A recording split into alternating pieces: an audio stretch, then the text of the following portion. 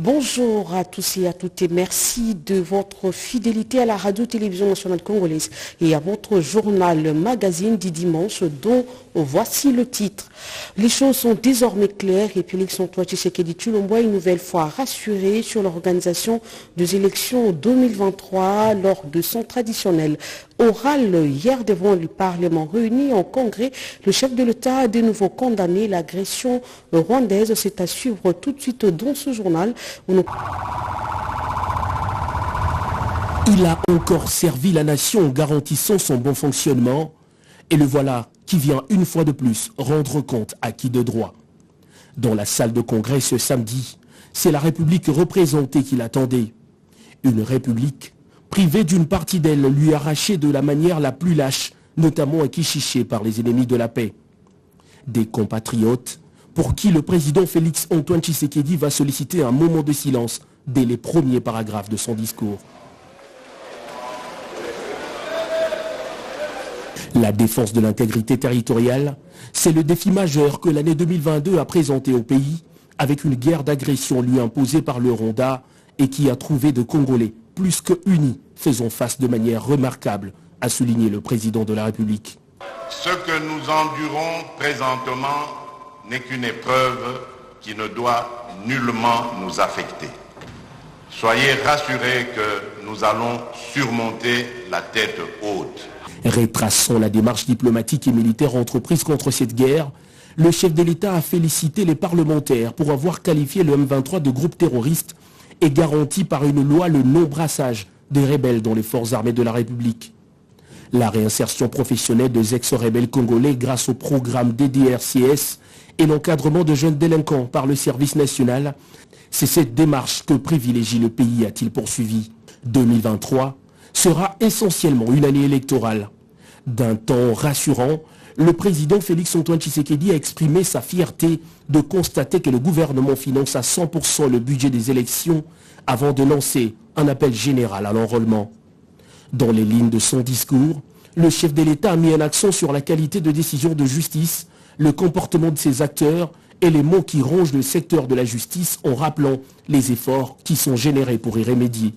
Que dire alors de l'économie du pays en 2022?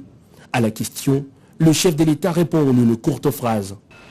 Elle se porte de mieux en mieux. Si Félix Antoine Tshisekedi ne balbutie, c'est parce que le tableau économique corrobore ses affirmations. Avec une bonne mobilisation de recettes qui fait hocher la tête du FMI, le pays a développé une résilience face aux conséquences économiques de la crise russo-ukrainienne. Une économie qui, selon le président Tshisekedi, vivra bientôt ses meilleurs jours avec la mise en valeur de blocs pétroliers et gaziers, mais aussi avec le programme énergétique qui présente déjà des résultats. De l'Union africaine à la CEAC en passant par la SADC, la RDC a mené des actions d'envergure en 2022 pour asseoir son leadership sur le plan continental. Dans un discours interrompu à plusieurs reprises par de salves d'applaudissements, le garant de la nation a renseigné des actions menées dans le cadre de l'amélioration du climat des affaires, de la lutte contre la corruption, de la santé avec la couverture santé universelle qui fait son chemin, de l'éducation avec la gratuité de l'enseignement de base qui change le destin de plusieurs enfants et enseignants, de l'ambitieux programme de 145 territoires, ainsi que de l'évolution de la participation de la femme dans les instances de prise de décision. Parlant de la femme, le chef de l'État Félix Antoine Tshisekedi a encore une fois félicité l'Assemblée nationale pour la finalisation de la loi portant réparation des victimes de violences sexuelles basées sur le genre.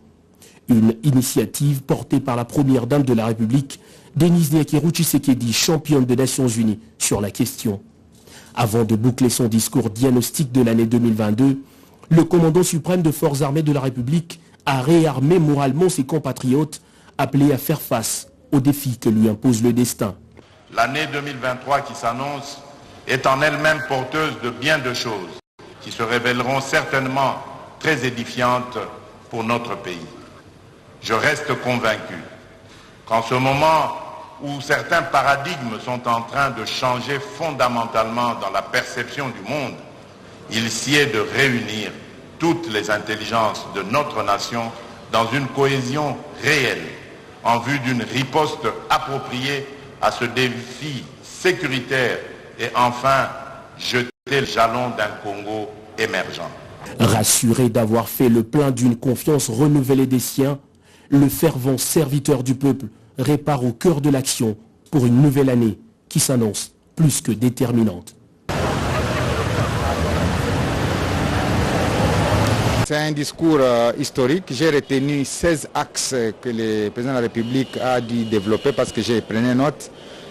Pour 100 minutes, c'est quand même la première fois qu'un chef d'État consacre 100 minutes à parler à son peuple.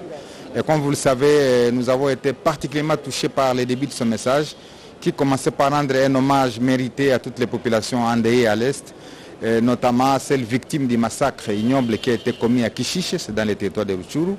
Il a rendu hommage aux forces armées qui abattent un travail de qualité. Il a chuté sur cette question de l'insécurité à l'Est par réaffirmer son engagement à faire ramener la paix sur toute l'étendue du territoire national. Le chef de l'État a abordé des questions économiques pour démontrer l'embellie financière qu'il y a. C'est la première fois depuis 1960 qu'un pays atteint la mobilisation des recettes au mois de septembre. Et donc ça c'est du jamais vécu avec des réserves estimées à 4 milliards de dollars américains. C'est du jamais vécu dans ces pays. Tous nous devons nous engager à les soutenir pour que l'élan qui est lancé ne soit pas brisé. Je voudrais d'abord saluer le discours du président de la République. Je pense que c'est un discours qui vient de recadrer beaucoup de choses. Et ça a permis aujourd'hui à tous les Congolais de comprendre qu'il y a beaucoup d'avancées et des avancées très significatives dans plusieurs domaines de la vie de notre nation. Et moi, ce qui m'a vraiment, ce qui a retenu mon attention dans le domaine de la défense, c'est que nous sommes en train de faire un travail qui va permettre une montée en puissance de notre armée et permettre ainsi de mettre fin à cette guerre qui nous est imposée par le Rwanda à travers le M23. Il a été très clair lorsqu'il dit que nous devons consolider cet élan de démocratie. Lui-même est arrivé au pouvoir, c'est à partir des élections organisées par le président sortant. Et je ne pense pas qu'il ait l'intérêt aujourd'hui de bloquer ce processus. Il faut qu'il organise les élections et que demain, que ce soit lui ou quelqu'un d'autre arrive, mais ça sera ça déjà, la démocratie en République démocratique du Congo. Ces discours étaient très attendus d'abord, puisqu'il est de coutume chaque fin de l'année que le président passe en revue toutes les actions qu'il a eu à réaliser. Et à ce jour, nous avons enregistré beaucoup de réalisations dans le cadre du projet Chile-Gelou, dans le cadre du projet peut-être Napenglé, ça, mais nous avons réalisé, plutôt enregistré toutes ces réalisations. Donc la population doit être très satisfaite en écoutant tout ce que les chefs de l'État donnaient comme chiffres, et c'est palpable. C'est pour respecter la Constitution de la République que le chef de l'État, Félix-Antoine Tshisekedi Tshilombo, en sa qualité de magistrat suprême, a reçu le serment de 9 hauts magistrats du parquet général près la Cour constitutionnelle, nouvellement nommé par ordonnance présidentielle du 30 juillet 2022. Il s'agit de 3 premiers avocats généraux et de 6 avocats généraux du parquet général près la Cour constitutionnelle. Ils ont juré de respecter la Constitution et les lois de la République. Je jure de respecter la Constitution et la loi de la République démocratique du Congo et de remplir loyalement et fidèlement, avec honneur et dignité, les fonctions qui nous sont confiées. Le magistrat suprême et représentant de la nation a reçu leur serment et en a pris acte. Je prends acte de votre serment en qualité de premier avocat général et d'avocat général près la Cour constitutionnelle. Mes sincères félicitations. Cette cérémonie s'est déroulée en présence des présidents des chambres du Parlement et des chefs des corps constitués. La cérémonie solennelle repose sur l'article 10 de la loi organique portant organisation et fonctionnement du Conseil supérieur de la magistrature. Vous avez corrigé avec moi, il s'agissait plutôt de la prestation de serment des avocats de la Cour constitutionnelle devant le président de la République, Félix Antoine Tshisekedi Tshilombo. Après le communiqué officiel de son pays condamnant les massacres de Kichiché dans le Nord Kivu, le président de la Fédération des Vladimir Poutine a dépêché ce vendredi un émissaire pour présenter ses condoléances au président de la République, Félix Antoine Tshisekedi Tshilombo, au palais du peuple de la Russie par son envoyé. Une enquête approfondie devait être envisagée afin de traquer le responsable de ces actes odieux. Fanny Kikoufi nous en dit un peu plus. Réconfort et de soutien au président Félix Antoine Tshisekedi Tshilombo et le peuple congolais. Je viens d'être reçu par le chef de l'État et premièrement, je lui ai exprimé de la part du président de la Fédération de Russie, Vladimir Poutine, ses sincères condoléances suite au massacre de Kichiché, là où on a péri quelques centaines de Congolais.